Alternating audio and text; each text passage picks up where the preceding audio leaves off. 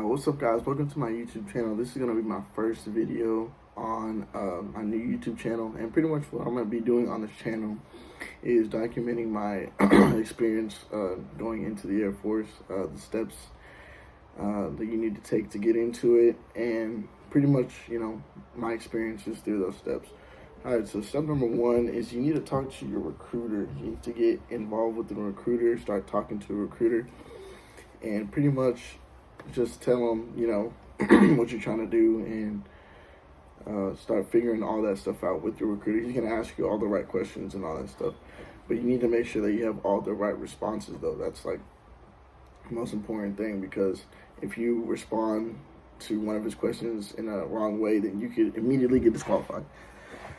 Okay, so let's say you have already talked to your recruiter and they've set up your MEPS date, because this is what this video is about.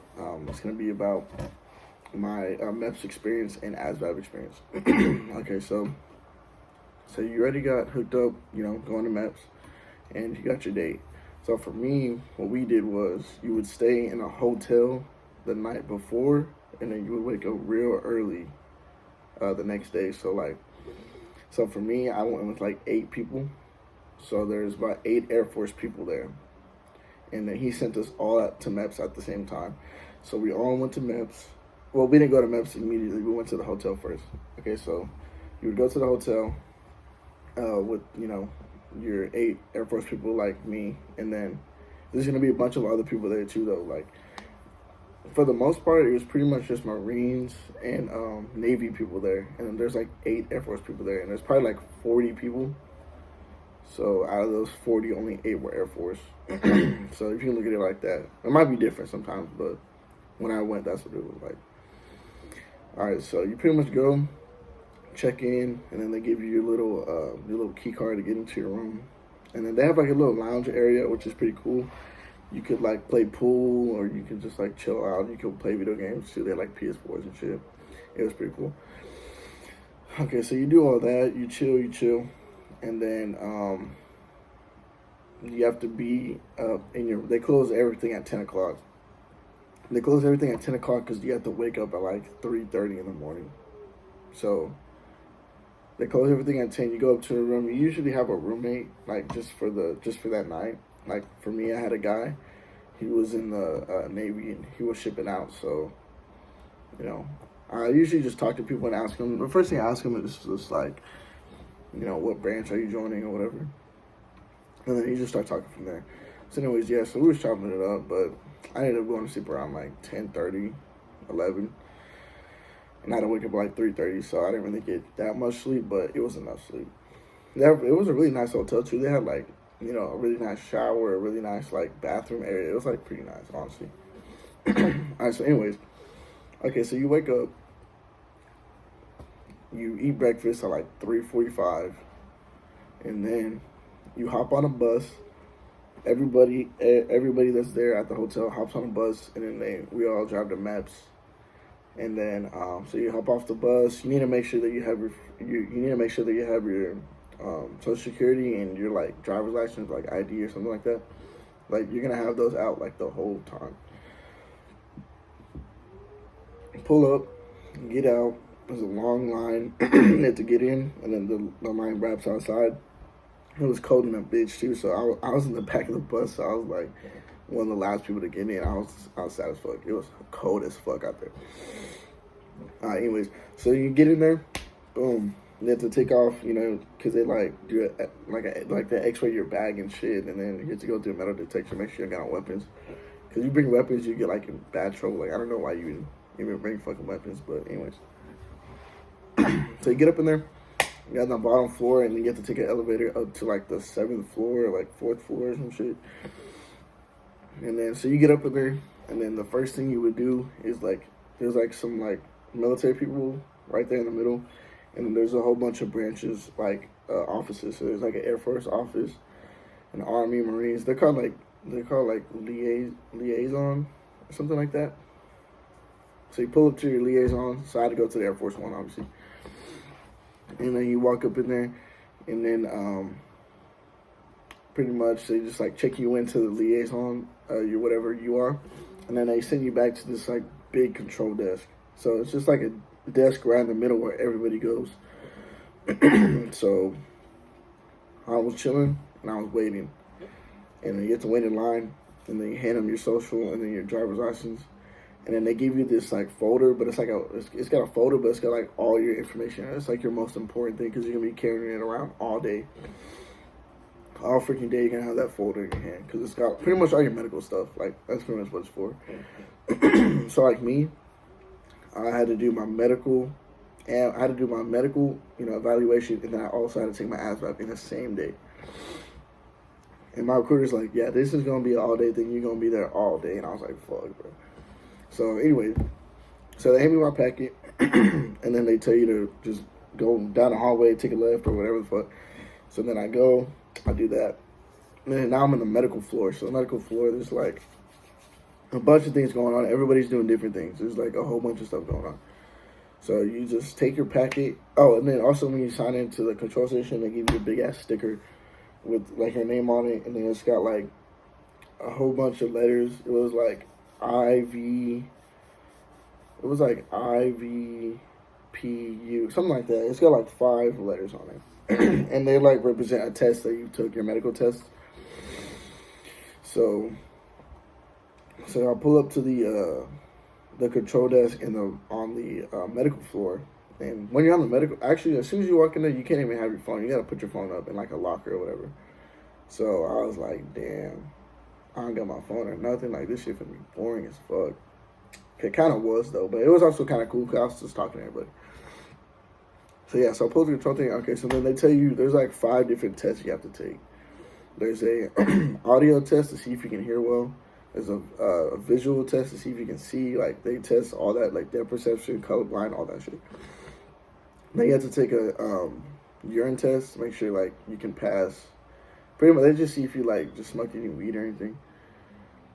And then your like doctor evaluation where they like look at you and everything, see if you're like good.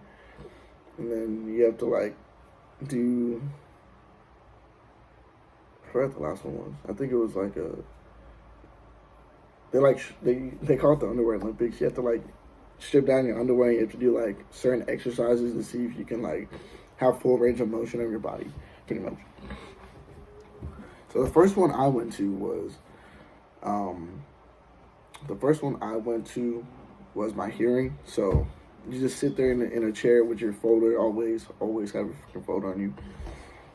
And then they bring you into a booth, and it's got like 6 seats, and they put like 6 people in there, and then you just put on the little things, and then you just press a button when you hear a beep. So every time you hear a beep, just press it, and then so if your hearing's good, boom, they scratch off the hearing. So it was like an A for audio, so they just like scratch it off, so it's saying that you took that test, because you have to take all these tests. So took that test, you're good.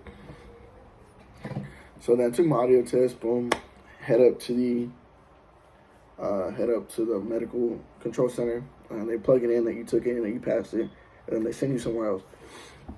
But what happened was, like, right after that, they all put us in a room.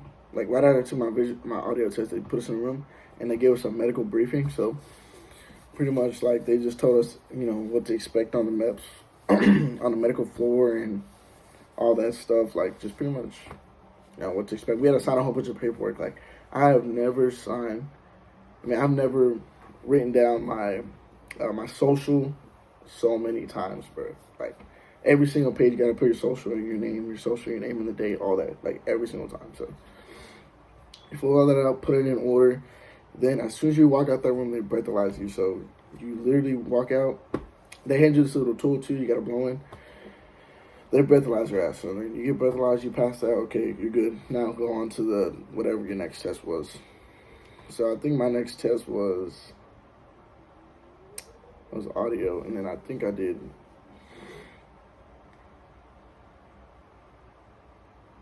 I don't remember. I think I did like visual, whatever. So then I did the visual, passed it. They do your depth perception. They see if you're colorblind. You have to read like a paragraph out loud, pretty much. Your near side, far side, whatever, all that. So they do all that. Boom. After that, now I'm tweaking, but I'm tweaking. Right after I went out, they breathalyzed me, they took me to go test. That's what it was. So then, meanwhile, this whole time, I've been holding my pee because I know that I had to take a urine test. So I was holding my pee the whole time. But I was like, all right, after this breathalyzer thing, I'm going to go do the pee test. But nah, I had to go take this fucking test, dude. So then they line us all up. And then there's like different people, like, because you can take different tests. There's one called the PICAT. So you like take it at home. And then you like take a test to confirm that you like actually made that score, like you didn't cheat. And then there's like people like me who haven't taken the Asvab yet, so we take the Asvab online. And there's like one other test, but they're pretty much like all the same. There's one you can take written, so people took it in high school, so they didn't even have to take the Asvab, like it already counts. But me, I had to take the Asvab, so for me, pretty much all I really wanted to do is mechanical jobs or like electrical jobs. So on the mechanical portion of the test, I needed to score 56 to qualify for all the jobs. And then some electrical scores. I really didn't really like look into electrical, but like I really just wanted mechanical. So I go in there, and then I start getting on the Asvab. So you pretty much, I'm probably gonna make an Asvab video, to be honest. But so you just take the Asvab. It's got 10 different sections or 8 different sections. And then, you either pass it or you don't. So then I ended up making a 60 on mine, which was like pretty decent. Because I think you need like a 30 or something. Like a 33 or like a 36. I don't remember, to get into the Air Force. So anyways, I passed that. And then I scored well on my mechanical test. So I like qualified for all the jobs. So by this time I got a pee bad, like real bad. So I'm like, fuck. So then I get on my shit. And then take it to the medical center so they can scan in my ASVAB scores and this and that. So now I'm like, all right, I gotta take a piss. So I go in there. I take this, they give you. I walked in with 3 other dudes, and then so we just go in there. You gotta, they give you a little container. You pee in it, and then you hand it to like some sort of person that like tests it, but like you don't know, like they don't test it right in front of you and then tell you if you pass or not. You gotta like wait like 3 days or some shit. But I was in there with this Navy dude. He was a dick, bro. Like he was an actual dick, like, cause it was kind of my fault though, but he was still kind of a dick. But so like when you go in there, he's like, whatever you do, don't put your hands in your pockets. Like you're not allowed to have your hands in your pockets. I was like, okay, bet. So then I pee in a cup, and I'm sitting there we have to like wait on the wall for somebody goes and hands them their stuff, and then there's like 2 other people waiting. So I'm like waiting on the wall, and I'm like chilling. Bro, I accidentally put my hands in my pockets, and this man got on my ass. Like, he got all my shit. He was like, what did I just tell you? He was like, if you do that again, you're disqualified for 6 months. And I was like, oh shit, my fault. But I had already pissed though. Like I had already peed. I'm holding it in my hand, and then I just like put my hand in my pocket, and he was like, and he went off on me. I was like, damn. But anyway, I was just like, I didn't care about that because I was just so happy I scored good on my Asvab. Because like really, that's what tells you what jobs you can have. But anyways, so I turned in my test, boom, scratched it off, and then I think I went to go take the. I think after that, that's when I took the visual test. So then did that, passed all that. Then they gotta take your blood. So you have to pretty much just chill up in there, take your blood out, and then boom, check that off. And then you have to go to like a medical evaluation with like an actual doctor. So they like ask you a bunch of questions and stuff. First things first, like whenever you're talking to your recruiter, they give you like a packet and it has like 100 questions on it. And pretty much if you just say no to all those questions, then they'll be like, okay, you're good. But what they like to do is they pretty much like to threaten you. They're like, if you're lying on any of these, you can go to like jail or some shit, like you'll get fined. But fuck no, that shit doesn't happen.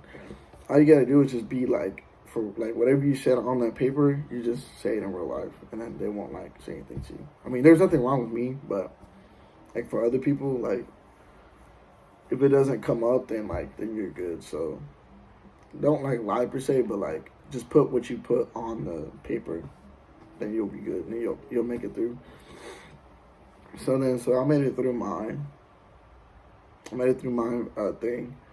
And then what happened with me, I didn't like fail it, but I had to do it again because they have to look at your in your ears to see your eardrum, but they couldn't see my eardrum. I had too much wax in my fucking ear, so they had to send me to another doctor to flush all the earwax out so they can see my eardrum. So then they did all that. Boom. Another thing checked off the list, and then you have to do the freaking underwear Olympics. That's what they call it. That's kind of true. You strip down to your underwear, do all these movements, and if you can do them, pass on. And then, yeah, so that's pretty much it. So then I did all that, did all my tests, checked in. You know, you have to, every time you complete a test, you have to check in with the medical person so they can get it all done. Got it all done, then okay, you can go to the you gotta go to, I think, the control center so you can turn in your paperwork. Oh, I think you leave your little folder with the medical people. So, and then you check in with your liaison again, and then they send you down to go get your fingerprints. They gotta fingerprint you, and then you go over your contract with somebody.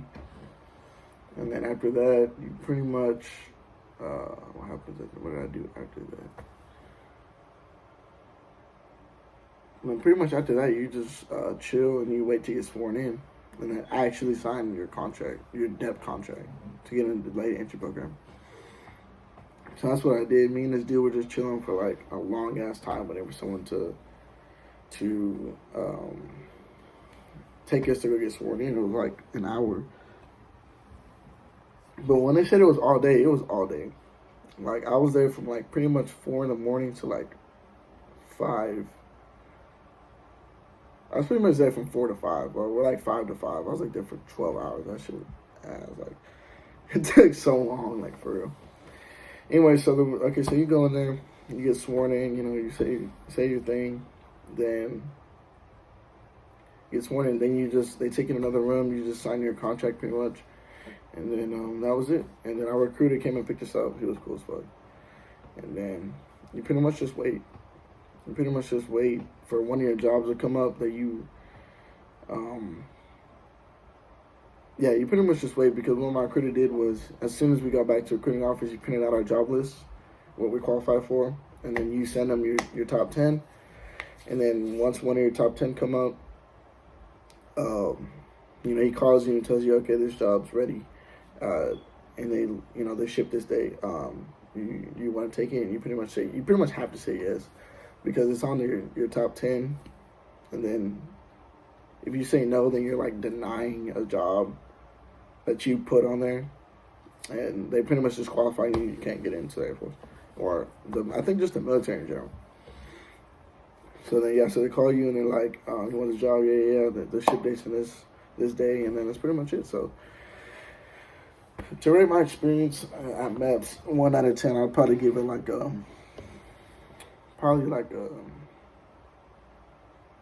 6 or 7. It was chill. The highlight of it was when I got my Asvab scores, because I looked at it too. They hand you a piece of paper and it said, like, mine said 60 AFQT, and I'll make a video about what all this means.